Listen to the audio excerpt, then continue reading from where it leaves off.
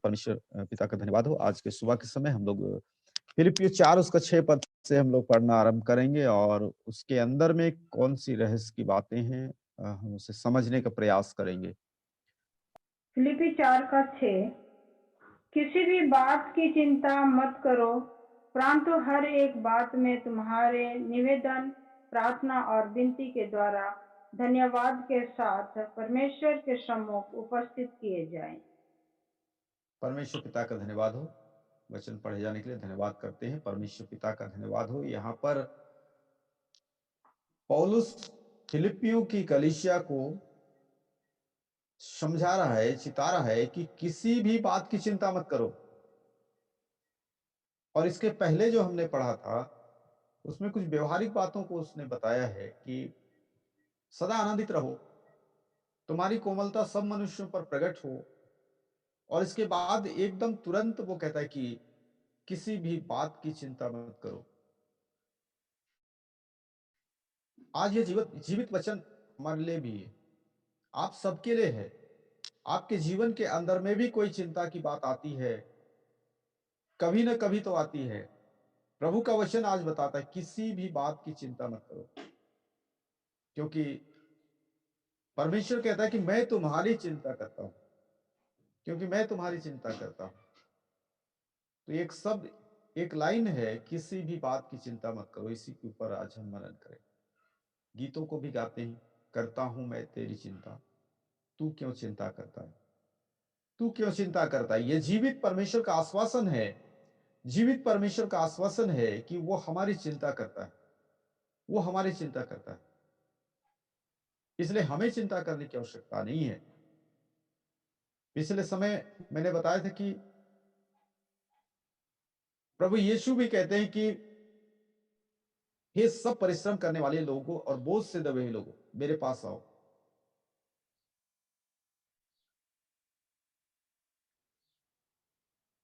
मैं तुम्हें विश्राम दूंगा, आराम दूंगा, शांति दूंगा। ये धीरज का जो वचन है प्रभु यीशु दे सकता है, प्रभु यीशु को मानने वाले लोग दे सकते हैं और कोई नहीं दे सकता। इसलिए पौलुस कह रहा है कि किसी भी बात की चिंता मत करो, किसी भी बात की चिंता मत करो। मौत की चिंता सबसे ज्यादा होती है। अभी 2-3 दिन से एक बहन जी हैं, वो बगीचा से हैं, वो लोरमी में रहती है। पहले उन्होंने बताया था कि मैं मुंगेली में रहती हूँ, आज उसने बताया कि मैं लोरमी में रहती हूँ। मैं इसको गलत नहीं समझता हूं, क्योंकि उसके पास वो चिंता है, वो समस्या है। समस्या क्या है? वो बीमार है, वो बीमार है। उसको लगता है कि कौन मेरी मदद करेगा, कौन मेरी सहायता करेगा, कौन मेरे लिए कुछ सांत्वना भरा शब्द बोलेगा। वो लगातार दिन में 3 बार 4 बार वो यही बोलते, पास्टर साहब मेरे लिए प्रार्थना करो, शायद मेरा जीना अब समाप्त होने वाला है। तो वो अपना जो मानसिक संतुलन भी बिल्कुल एक तरह से मैं समझ रहा हूं कि वो क्या बोलती है क्या नहीं बोलती, थोड़ा सा इधर उधर हो जा रहा है। तो उसको चिंता है क्या होगा। शादी भी नहीं की है, शादी भी नहीं हुआ है, उधर टीचर है। और सुबह सुबह 6 बजे फिर फोन की, मैं हॉस्पिटल में हूँ, मेरे लिए प्रार्थना करो।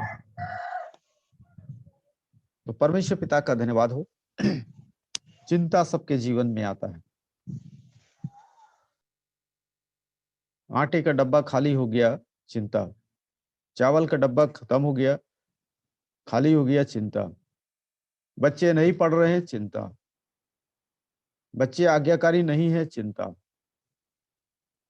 तनख्वाह सही समय पर नहीं मिला, चिंता। रिटायर हो गए, चिंता।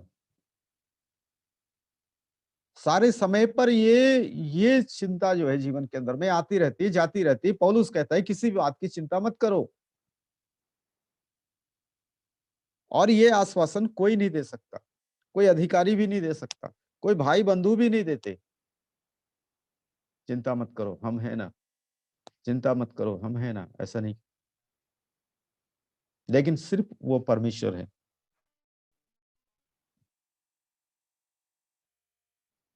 ना। ये गीत गाते हैं, करता हूँ मैं तेरी चिंता, तू क्यों चिंता करता है। करता हूँ मैं तेरी चिंता, तू क्यों चिंता करता है। आंसुओं की घाटियों में साथ न छोड़ूंगा तेरा। आंसुओं की घाटियों में साथ न छोड़ूंगा तेरा। सभी तुझको भूलेंगे तो भी क्या मैं तुझको भूलूंगा कभी। वो परमेश्वर कहता है सब लोग भूल जाएंगे, सब लोग भूल जाएंगे। यशायाह 49 में लिखा हुआ है कि दूध पिलाने वाली जो माता है वो भी भूल जाएगी, वो भी भूल जाएगी, लेकिन मैं तुम्हें कभी नहीं भूलूंगा। वो कहता है मैं तुम्हें कभी नहीं भूल सकता हूं, आप किसी भी तरह से, लेकिन वो कहता है मैं तुम्हें कभी भूलूंगा नहीं। वो कहता है तेरे चित्र है अपनी हथेली पे खोद के रखा है, इसलिए चिंता मत कर। चित्र हथेली पर खोद कर बनाया है, तेरी शहरपनाह सदैव मेरी दृष्टि के सामने बनी रहती है। शहरपनाह का मतलब है वो जो बाउंड्री है, वो घेरा है, आपके चारों ओर रखा हुआ है।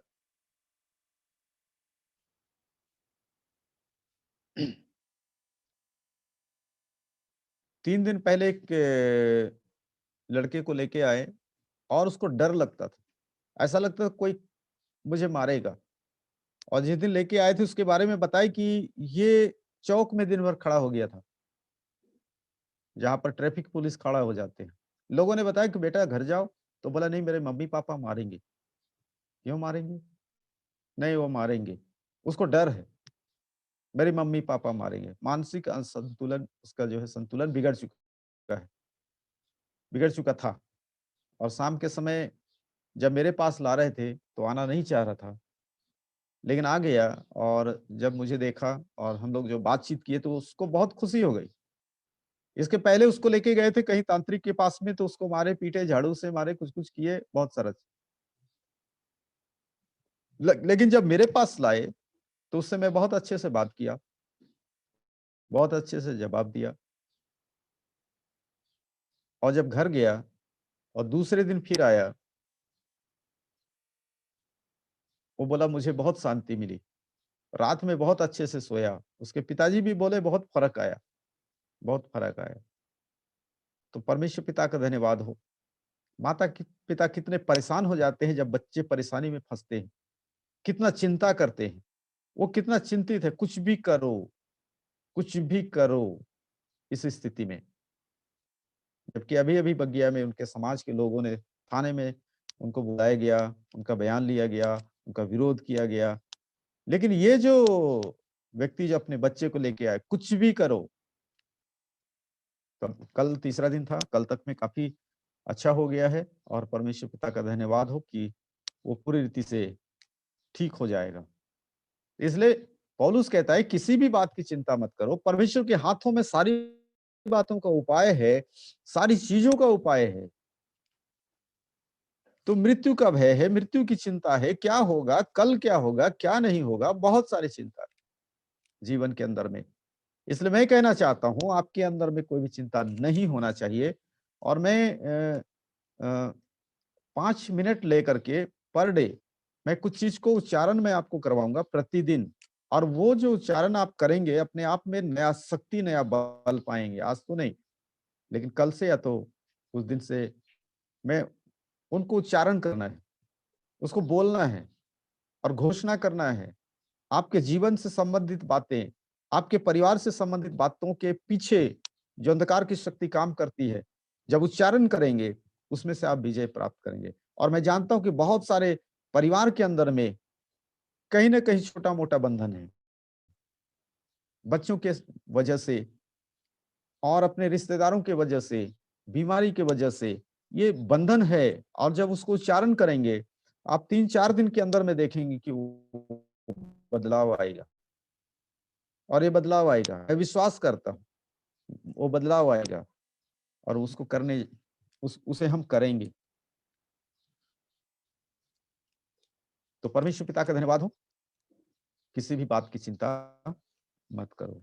मत्ती 6 अध्याय खोल लेंगे 25 वचन से। इसलिए मैं तुमसे कहता हूँ कि अपने प्राण के लिए यह चिंता ना करना कि हम क्या खाएंगे और क्या पिएंगे, और ना अपने शरीर के लिए कि क्या पहनेंगे। क्या प्राण भोजन से और शरीर वस्त्र से बढ़कर नहीं। परमेश्वर पिता का धन्यवाद हो, यीशु मसीह का स्पष्ट स्पष्ट और स्पष्ट और स्पष्ट उनका बोलना है, उनका कहना है, तुमसे कहता हूं कि अपने प्राण के लिए चिंता मत करना कि हम क्या खाएंगे और क्या पिएंगे। चिंता नहीं करना।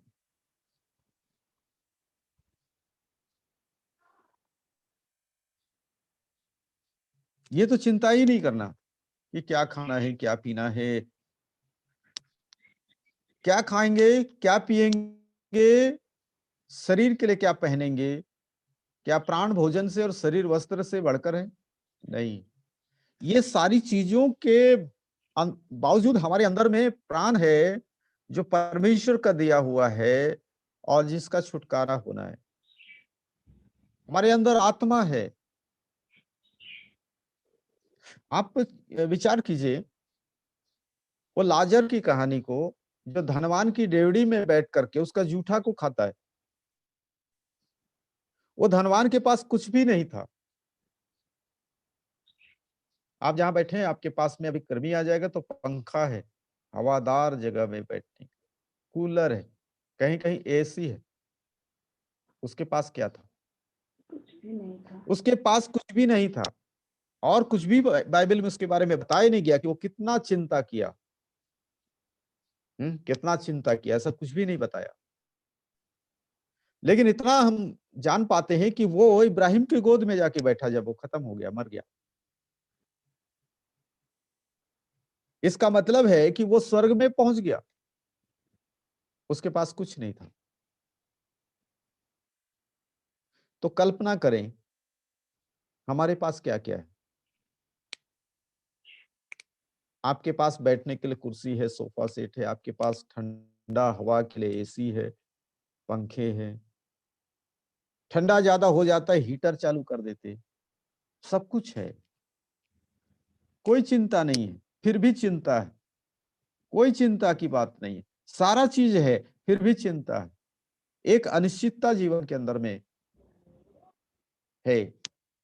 एक अनिश्चितता जीवन के अंदर में है कि कल क्या होगा, परसों क्या होगा, कल क्या खाएंगे, परसों क्या खाएंगे, ऐसी चिंता करते रहते हैं। क्या होगा, नौकरी में ऐसा हो जाएगा, इस प्रकार की हो जाएगी, बहुत सारी चिंता है। लेकिन परमेश्वर पिता का धन्यवाद हो, यीशु मसीह कहते हैं कि अपने प्राण के लिए चिंता मत करना कि हम क्या खाएंगे, क्या पिएंगे। शरीर के लिए भी चिंता मत करना कि क्या पहनेंगे। आगे अगर 26 पद में लिखा है कि आकाश के पक्षियों को देखो, आकाश के पक्षियों को देखो, ना बोते हैं, ना काटते हैं, ना खत्तों में जब बटोरते हैं, तो भी तुम्हारा स्वर्गीय पिता उनको खिलाता है। क्या तुम उनसे अधिक मूल्य नहीं रखते? उस गौरैयों से, उस पक्षियों से जो आकाश में उड़ते हैं, उससे ज्यादा कीमत है आपका, क्योंकि आपको परमेश्वर की महिमा के लिए बनाया। आकाश का जो पक्षी है वो कभी भी हल नहीं चलाता, कभी भी खेती नहीं करता, वो किसानी नहीं करता, लेकिन वो चिंता नहीं करता, चिंता नहीं करता। तो भी उसको परमेश्वर खिलाता है, जिंदा परमेश्वर खिलाता है। हालेलुया। उसके हालेलुया। डरवैयों को कभी भी भूखा सोना नहीं पड़ता। उसके डरवैये कभी भी भूखे नहीं सोते हैं। उसको मानने वाले लोग कभी भी भूखा पेट नहीं सोते हैं, उपवास को छोड़कर। अगर कोई कह दे कि मैं कई रात तक मेरे घर में मैं विश्वास करता हूँ परमेश्वर के ऊपर में, मैं उसका डर मानता हूँ, भय मानता हूँ और मेरे घर में कुछ भी नहीं था, इसलिए मैं 2 रात भूखा सोया। ऐसा कोई बोल ही नहीं सकता, क्योंकि बाइबल में लिखा है, उसके डरवैयों को किसी भली वस्तु की घटी नहीं होगी, वो भूखे नहीं सोएंगे। इसलिए प्रभु कहता है क्या खाएंगे, क्या पिएंगे, ये चिंता मत करना, ये तो अन्य जाति लोग करते हैं। ये उसी के लिए जीते हैं, उसी के लिए जीते हैं। उनसे बात करेंगे तो खाने-पीने की चिंता करते हैं। क्या खाना है, क्या पीना है, दवाई में इतना खर्चा होगा। मुझे लगता है विश्वासियों के यहाँ दवाई के लिए कोई बजट नहीं रहता है, बजट नहीं रखता है। मैं ऐसे विश्वासियों के यहाँ कभी भी सुना नहीं हूँ कि नहीं महीने में दवाई का इतना खर्चा है, उसको इतना बचा के रखना है, ऐसा नहीं सुना हूँ। लेकिन जो प्रभु को नहीं जानते हैं, वो अलग से उसके लिए अलग से बजट रखते हैं कि नहीं इस महीने में इतना का बजट दवाई के लिए। एक आंटी आई थी मेरे यहाँ, वो किसी के साथ आई थी प्रार्थना कराने के लिए, कोई आया था उनके साथ में आ गई थी। वो बोली बेटा हमारे यहाँ तो बहुत परेशानी है, तो क्या आप हमारे परेशानी को ठीक कर सकते हो? तो मैंने कहा मैं कभी भी ठीक नहीं कर सकता हूँ। तो मैं पूछा क्या परेशानी है? तो बोले 25 तारीख से 5 तारीख तक हमारे घर में कम से कम 25,000 30,000 का खर्चा होता है। मतलब क्या चीज का? बोले बीमारी में। बोले तुम्हारे अंकल बीमार हो जाएंगे या तो मैं बीमार हो जाऊंगी और बिलासपुर जाते हैं और हम लोग ये पैसा खर्च करके आते हैं। मतलब हॉस्पिटल में एडमिट होंगे, दवाई कराएंगे, आएंगे, जाएंगे तो इतना खर्चा होना ही। तो मैं बोला आप लोग के पास पैसा है, इसलिए आप लोग ये सब करते हैं। आपके पास पैसा नहीं होता तो सब ठीक हो जाता। तो कहे नहीं इनके लिए प्रार्थना कर रहे हो तो हमारे लिए भी तो कुछ कर दो। तो बोले चलो ठीक है, कर देते हैं। प्रार्थना किए, प्रभु इनका जो पैसा बेकार में जा रहा है, इनका पैसा जो है दवाई में खर्चा हो रहा है, प्रभु इनको आप अपनी सामर्थ्य से भरिए, इसी समय इनको चंगाई दीजिए पूरे परिवार में। उनको बहुत राहत मिला। ऐसा लगा कि बहुत बड़ा बंधन था, वो एकदम अचानक रस्सी टूट गया और वो फ्री हो गई, आजाद हो गई। घर में अंकल को बताई, मैं तो वहां गई थी, बहुत अच्छा लगा। वो बोले नहीं नहीं नहीं उनको बुलाओ, उनको बुलाओ। तो प्रार्थना किए और उसके बाद से वो कभी भी 25 और 5 के बीच में बीमार नहीं हुए। ये अलग बात है कि वो संगति में नहीं आते हैं, जब मिलते हैं तो बहुत आदर से आदर दिखाते हैं, घर बुलाते हैं, घर में आइए, चाय पिलाएंगे, बहुत सारा चीज। तो हमारे लोगों के पास में बीमारी के लिए बजट नहीं है, वो चिंता नहीं करते हैं, वो बीमारी को बहुत बड़ा पहाड़ नहीं बनाते हैं। परमेश्वर ठीक करने वाला है, वो परमेश्वर उनके पास में, विश्वासियों के पास में। और जो प्रभु को नहीं जानते उनके पास सिर्फ डॉक्टर है, और हमारे पास डॉक्टर भी है और प्रभु भी है, दोनों है। इसलिए चिंता की कोई बात नहीं। इसलिए कहता है कि तुम्हारे शरीर के लिए चिंता मत करो। लाजर अपने शरीर के लिए चिंता नहीं किया। शरीर को, शरीर का क्या था? उसके घाव था, पूरा घाव हो गया था, फोड़ा हो गया था, और वचन में लिखा है कि उसको कुत्ते चाटते थे। इतना मजबूर व्यक्ति था, स्वर्ग में गया। हमारी क्या मजबूरी है? हमारी कोई मजबूरी नहीं है, ऐसा कोई मजबूरी नहीं है। वो तो दूसरे का जूठा, गिरा हुआ जूठा को खा खा के जिंदा रहता था, लेकिन वो स्वर्ग में गया। परमेश्वर उसे भी तैयार किया।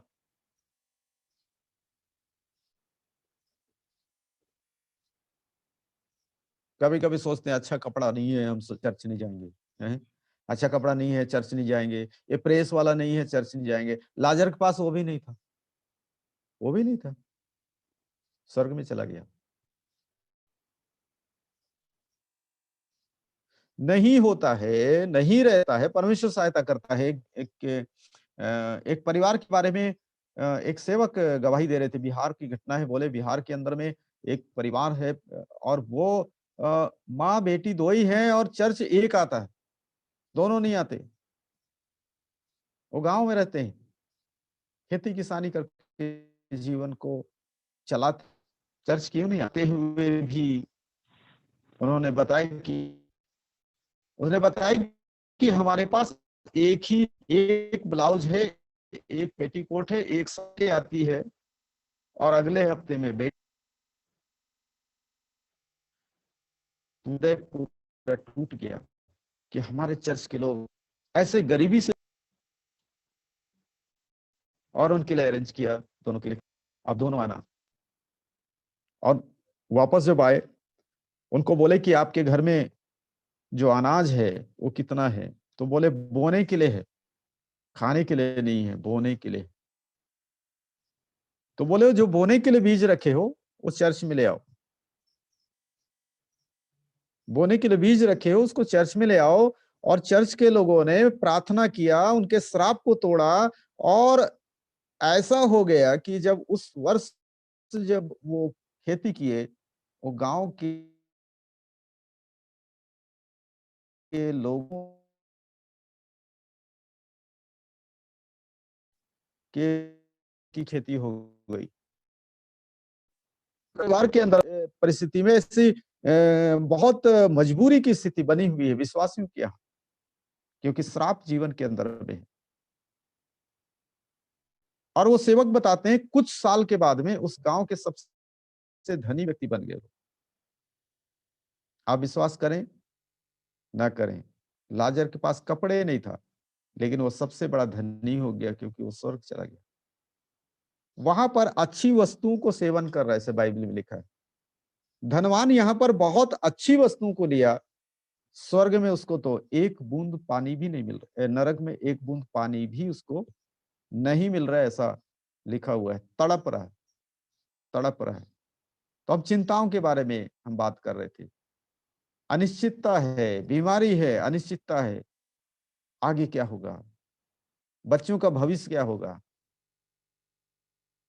कैसे होगा।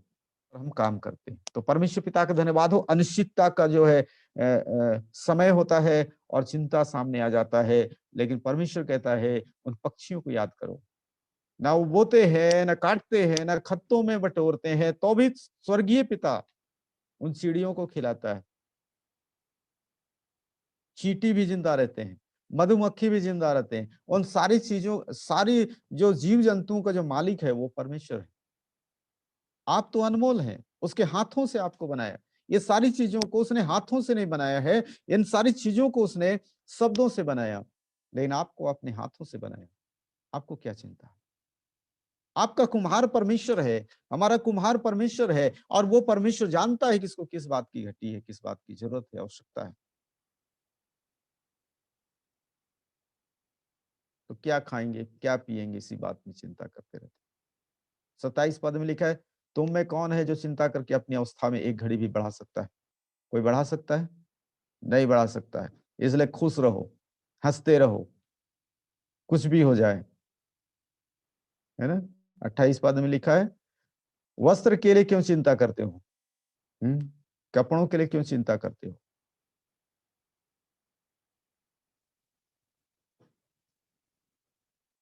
लिखा है, जंगली शोषण के ऊपर में ध्यान करो। वे कैसे बढ़ते हैं, ना तो परिश्रम करते हैं ना काटते हैं। सुलेमान के लिए लिखा है, सुलेमान भी अपने सारे वैभव में उनमें से किसी के समान वस्त्र पहने हुए नहीं था। जंगली जो फूल होता है कितना सुंदर होता है ना। मैदान के घास के बारे में बोला, जो आज है कल भाड़ में झोंक दी जाएगी, ऐसा वस्त्र पहनाता है। तो हे अल्प विश्वासी, तुमको वह क्यों करना पहनाएगा? क्यों करना पहनाएगा? इसलिए चिंता करके यह न कहना कि हम क्या खाएंगे, क्या पिएंगे या क्या पहनेंगे।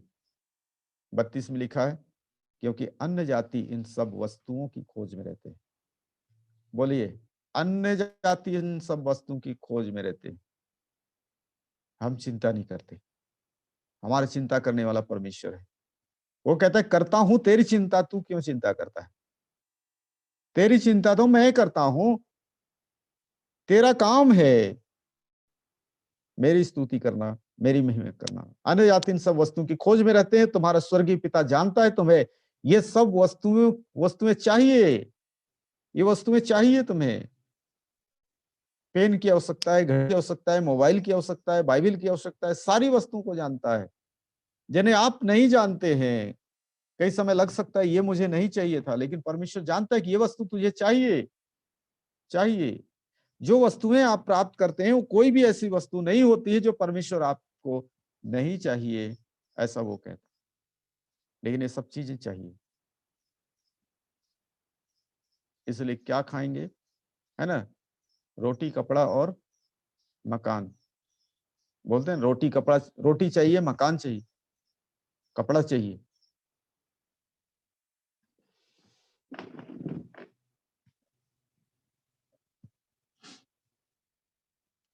यीशु मसीह लूका 10 अध्याय उसका 41-42 में कहता है कि मार्था तू बहुत चिंता करती है, बहुत चिंता करती है। तुम्हें चिंता करने की जरूरत नहीं है। तू भोजन के लिए चिंता करती है। भोजन क्या खाना है, कैसे करना है, लेकिन वो भी एक वरदान है। कहता है हे मार्था, तू बहुत बातों के लिए चिंता करती है और घबराती भी है। चिंता भी करती है और घबराती भी है, परंतु अवश्य उन उस उत्तम भाग को मरियम ने चुन लिया है जो उससे छीना नहीं जाएगा। तेरा भोजन जो बना रही है उसको तो खा जाएंगे, खत्म हो जाएगा। किचन में जो काम कर रही है, वो भोजन बना रही है, वो समाप्त हो जाएगा। लेकिन मरियम ने जो भाग को चुना है, उससे कभी भी इसको छीन नहीं सकते। आज आप परमेश्वर के वचन को सुनने के लिए समय को निकाले हैं। आप ये समय में आप किचन में काम करते, बच्चों को तैयार करते, उनको स्कूल भेजने के लिए तैयार करते, बहुत सारा चीज। ये तो अच्छा है कि लॉकडाउन है। मार्था कहते चिंता मत कर, तो बहुत सारी चिंता करती है। भोजन भी जरूरी है। कन्वेंशन हो रहा है वहां, सिर्फ जो है भोजन, सिर्फ वचन सुनने वाले नहीं होते हैं वहां पर, तो खाना बनाने वाले भी होते हैं। एक खाना बनाने वाले की एक घटना बताता हूँ। उसका नाम थॉमस, कैथोलिक चर्च का, पीने वाला, शराब शराब पीने वाला। मेरा मीटिंग हुआ एक कैथोलिक संस्था में, और वहां पर वहां के लोकल व्यक्ति से मैं बात किया कि आप एक यहाँ पर खाना बनाने वाले का भी अरेंज कीजिए। जो क्लास में बैठते हैं उनको तो डिस्टर्ब नहीं कर सकते, लेकिन खाना बनाने के लिए तो बोला हाँ हाँ एक है थॉमस है। मैं बोला अच्छा, नाम तो बड़ा अच्छा है, तो बड़ा अच्छा, तो खाना तो बहुत अच्छा बनाया। लेकिन 5 दिन का सेमिनार जो वहां पर हुआ था, वो पीछे साइड से सुनता था वो। और 5वें दिन में बोला सर आपका घर कहाँ है? तो मैं लकासाल में। उस समय कुछ नहीं बोला, अपने पिताजी को बोला। वो पूछा कि और कब प्रोग्राम है, कहाँ प्रोग्राम है? मैं बताया कि यहाँ यहाँ प्रोग्राम है। उसके पिताजी को जाकर के बोला पिताजी बहुत हो गया पाप। पाप का मतलब शराब बनाना, शराब पीना। मेरा जीवन बदल गया है, तुम भी शराब बनाना छोड़ो। तो उसका पिताजी बोलता है मैं शराब बनाने के लिए सब मोहा वाला चढ़ाया था। है। वो बोला तुम उनके पास में जाओ, बहुत अच्छा बात बताते हैं। मेरा 3 दिन का एक मीटिंग चल रहा था, उसमें आया और तंबाकू का पुड़िया और गुड़ाखू का डिब्बी वहीं पर फेंक के गया। अभी गांव के लोग बोलते हैं ये छोटा फादर है ना, लंबा वाला। वो झोला लेता है, उसमें बाइबल रखता है और वो घूमता है, घूमता है। तो कहने का मतलब ये नहीं कि जो जो वचन को सुन रहे हैं वही भर इसके योग्य है। और वो थॉमस का जीवन बदल गया, उसका पिताजी का जीवन बदल गया, और वो अब गवाही देते हैं जगह जगह पर, जहां भी जाते हैं गवाही देते हैं। तो यीशु ने कहा कि मरियम ने उत्तम भाग को चुन लिया है, जिसको वो कोई चुरा नहीं सकता, छीन नहीं सकता। तो खाना बनाने वाले भी कई बार उद्धार पा जाते हैं जब आप वचन को बताते हैं। खाना बनाने वाले को भी परमेश्वर बहुत ऊंचा उठाता है। मैंने कई बार बताया, मेरा जो गुरु था उसका जो कन्वेंशन होता था उसमें मैं भी खाना बनाता था, मैं भी खाना बनाता था, जूठा बर्तन धोता था।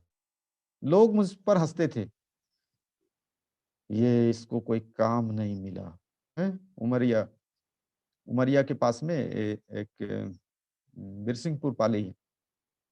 वहाँ एक मीटिंग हुआ था और मैं पूरा सेवकाई देने में मैं अकेला नहीं था, मेरे साथ काफ़ी टीम थे, 7-8 लोग थे। हमारे जो सीनियर पास्टर हैं वो क्लास लेते थे और समय जैसे होता था हम लोग भी खड़े हो जाते थे, गवाही देते थे, ये हमारे सीखने का टाइम था। और कुछ इधर ही के कुछ महिला लोग थे, वो लोग आके बोले तुमको शर्म नहीं आता है? तुम हम लोग को बदनाम कर रहे हो।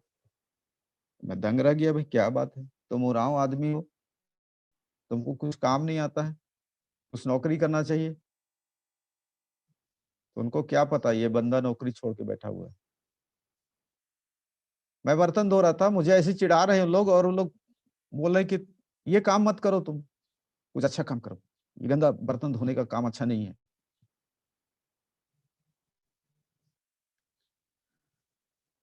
3 साल के बाद में उसी चर्च में वही पास्टर मुझे बुलाया कि आप आइए। जब तक मैं पहले जो था मैं सीख रहा था, दूसरी बार जब गया उस समय सिखाने वाले बन के गया और वही तीनों महिलाएं फिर से मिले। आप वही हैं ना? मैं बोला हाँ, आपको भी पहचान रहा हूँ मैं वही हूँ। तो भी लोग हैं, तो कभी कभी मिलते हैं तो मैं यही बोलता मैं वही खाना बनाने वाला हूँ। बड़ा नहीं हूँ मैं, बहुत बड़ा नहीं हो गया, लेकिन वही खाना बनाने वाला हूँ। परम पिता का धन्यवाद हो, परमेश्वर के हाथ में आपको सौंप दो, वो उचित में बढ़ाएगा। वचन में लिखा है उचित समय में बढ़ाएगा। उचित समय में। मैं गिनती नहीं कर सकता हूँ कितने बार हवाई जहाज में यात्रा किया हूँ। मैं गिनती नहीं बता सकता हूँ। मैं गिनती नहीं बता सकता हूँ। मैं वही जंगल झाड़ी का आदमी हूँ, जंगल में रहने वाला आदिवासी। लेकिन परमेश्वर के लिए जब जीना शुरू करते हैं, परमेश्वर कैसे कैसे इस्तेमाल करते हैं, हम गिनती नहीं कर सकते उसकी आशीष को।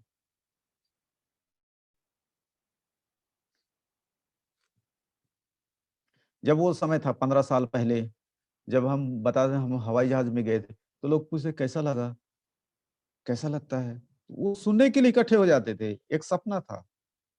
लेकिन परमेश्वर पिता का धन्यवाद हो कि ये हमारे लिए सपना नहीं है। परमेश्वर के लिए कोई भी काम असंभव नहीं है।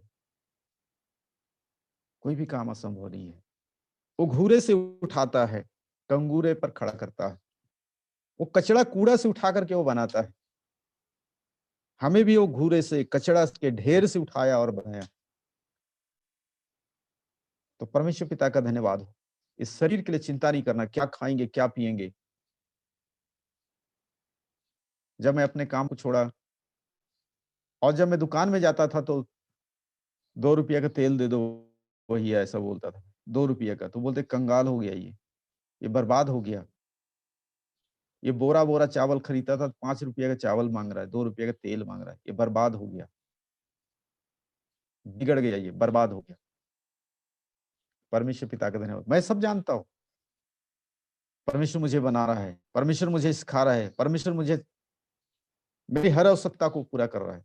और शाम के समय जब प्रार्थना करते थे, परमेश्वर की उपस्थिति से हम भर जाते थे और दूसरे दिन फिर से काम में निकल जाते थे।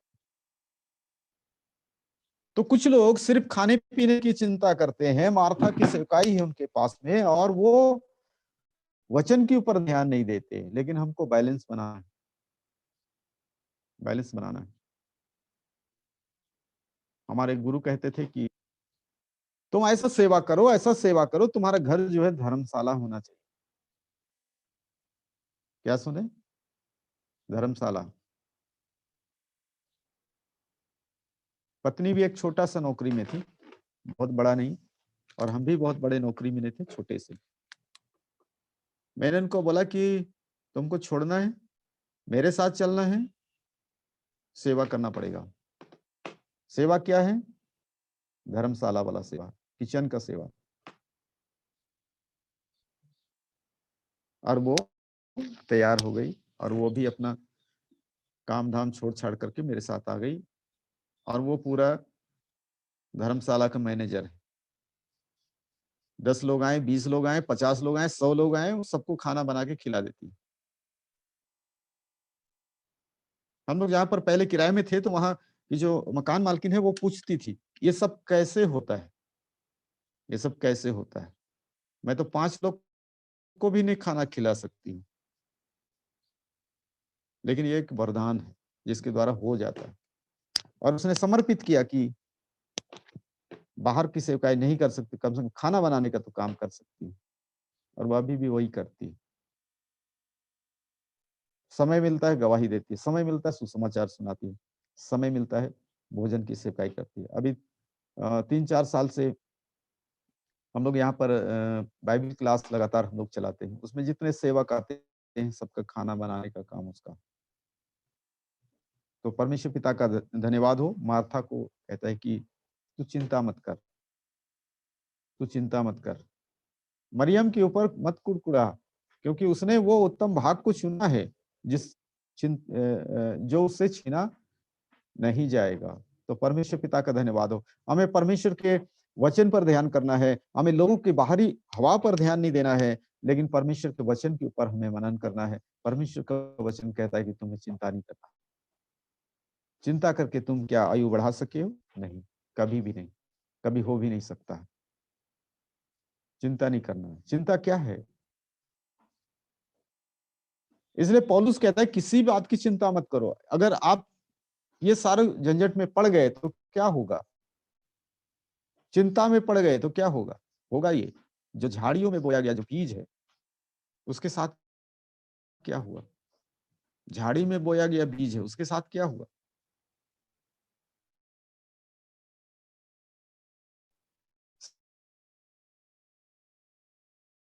संसार की चिंता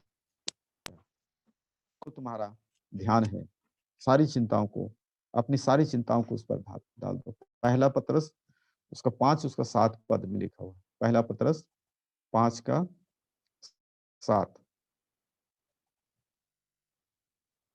सारी चिंता उसी पर डाल दो। डाल दीजिए, जितना भी बोझ है उसको डाल दीजिए, उस प्रभु के ऊपर डाल दीजिए। सारा बोझ को डाल दीजिए, सारी समस्या को डाल दीजिए उस पर। आपकी योजनाओं को डाल दीजिए। घर बनाने की योजना है, जमीन खरीदने की योजना है, बच्चों को विदेश में पढ़ाने की योजना है, सारी बातों को डाल दीजिए, वो प्रभु करेगा।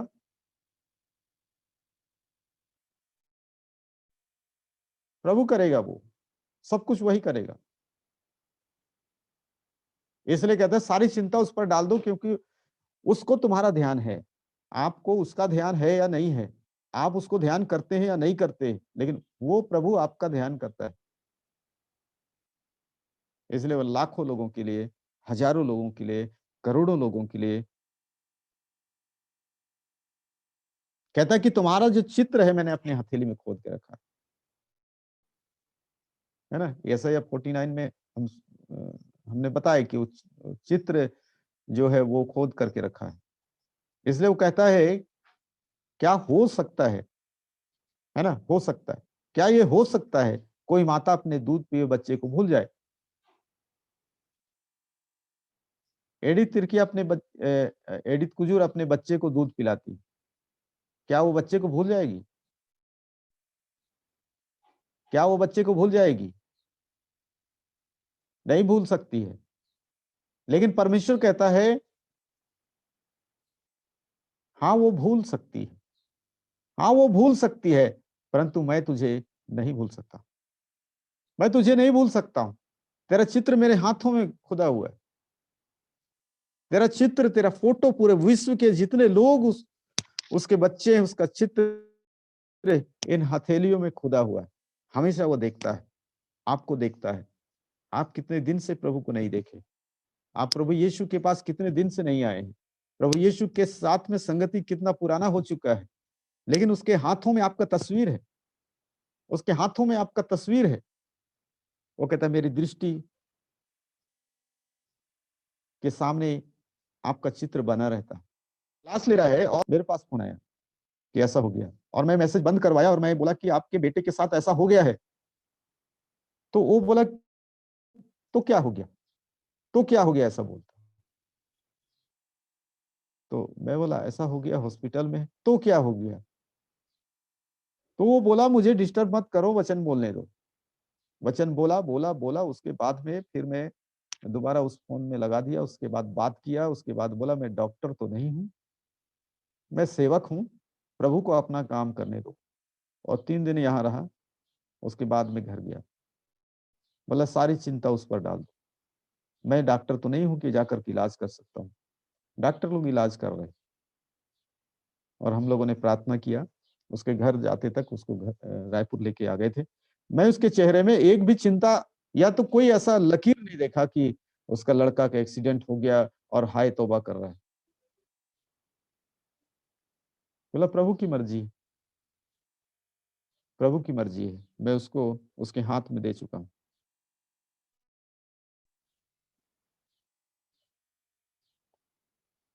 और वो कभी भी चिंता नहीं की।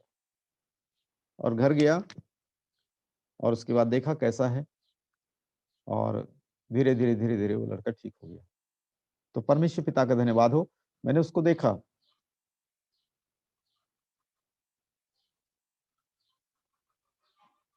उसके चेहरे में कोई चिंता का लकीर नहीं था।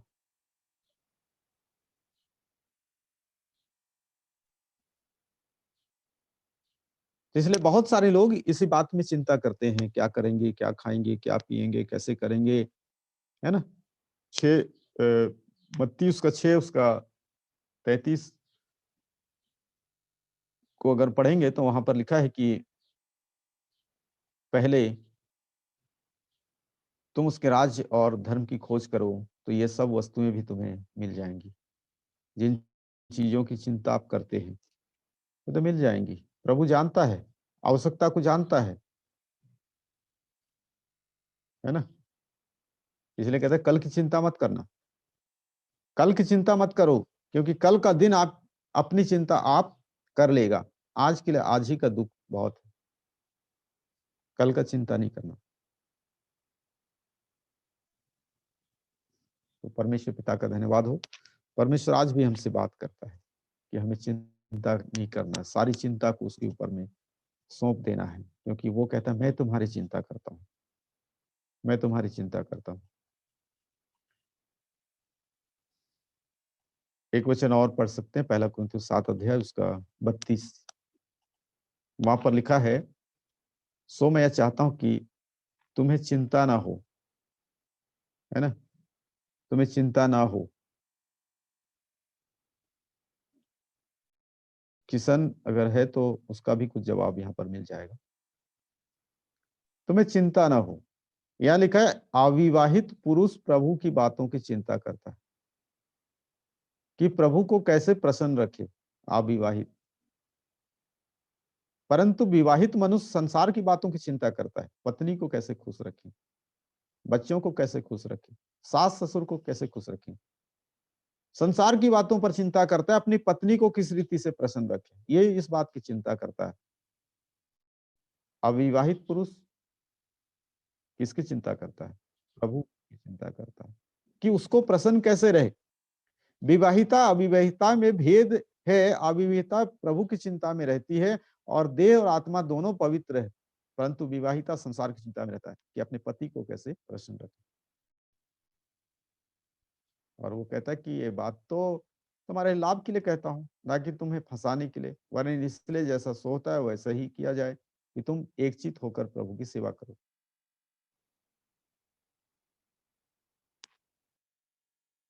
तो परमेश्वर पिता का धन्यवाद हो, वो कहता है मैं तुम्हें चिंता से बचाने के लिए कहता हूँ। पौलुस,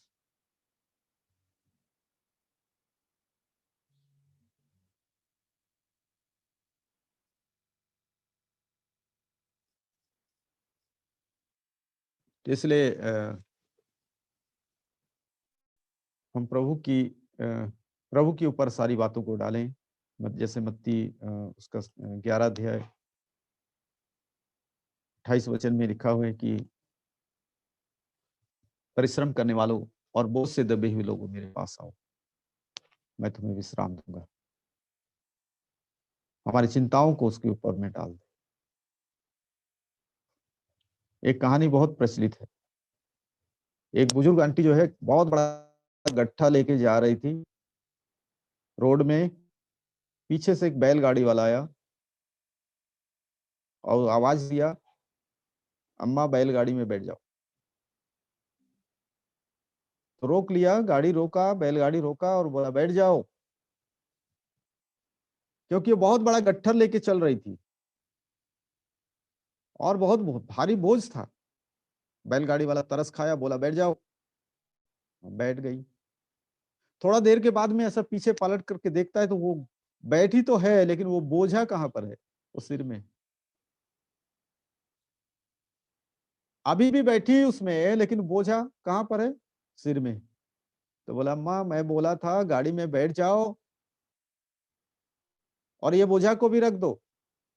लेकिन वो बोली बेटा मेरा इतना भारी वजन है और ये गट्ठा का इतना भारी वजन है, तेरा बैलगाड़ी लेके जा सकता है? उसको पता नहीं है कि ये जो बोझा है और मेरा जो बोझा है ये बैलगाड़ी ही लेके जा रहा है। तो कई समय चिंता इसी तरह का होता है, हम उसे उतार देते हैं, कई समय फिर से रख देते हैं। सारी चिंता उस पर डाल दो, उस पर डाल दिए चर्च में, और उसके बाद वापस जाकर के फिर उस चिंता को सिर में ढोके चलते, फिर से उस चिंता को सिर में ढोके चलते। सारी बोझ को उसके ऊपर डालना है। वो कहता मुझे तुम्हारा ध्यान है, तुम्हारी चिंता मेरी चिंता है, इसलिए तुम सारी चिंता को मुझ पर डाल दो। वो परमेश्वर इब्राहिम का परमेश्वर है, वो मूसा का परमेश्वर है, वो इसहाक का परमेश्वर है, वो याकूब का परमेश्वर है। हर समय में हमारी चिंता करता है, हमारी आवश्यकताओं को पूरा करता है। परमेश्वर पिता का धन्यवाद हो। प्रभु आप सबों को बहुत आयत खासी दे। ये गीत हम फिर से गाएंगे। अब्राहम का मैं परमेश्वर हूँ, अद्भुत कार्य क्यों ना करूंगा। आपके जीवन में परमेश्वर अद्भुत काम करने के लिए ही आपको बनाया है। आपके द्वारा परमेश्वर अद्भुत काम करना चाहता है, आपके जीवन के द्वारा, आपकी जिंदगी के द्वारा परमेश्वर अद्भुत काम करना चाहता है। आपको देख करके लोग परमेश्वर पर विश्वास करेंगे। अब्राहम का मैं परमेश्वर हूँ, अद्भुत कार्य क्यों ना करूंगा। लाल सागर में रास्ता दिया, आज भी मैं करने के योग्य हूँ।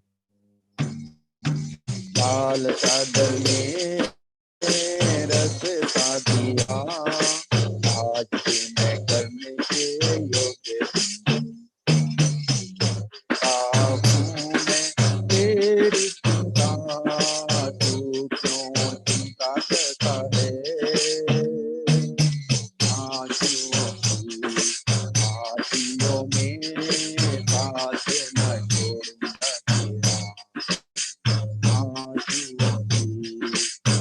आशियों में साथ न छोड़ूंगा तेरा।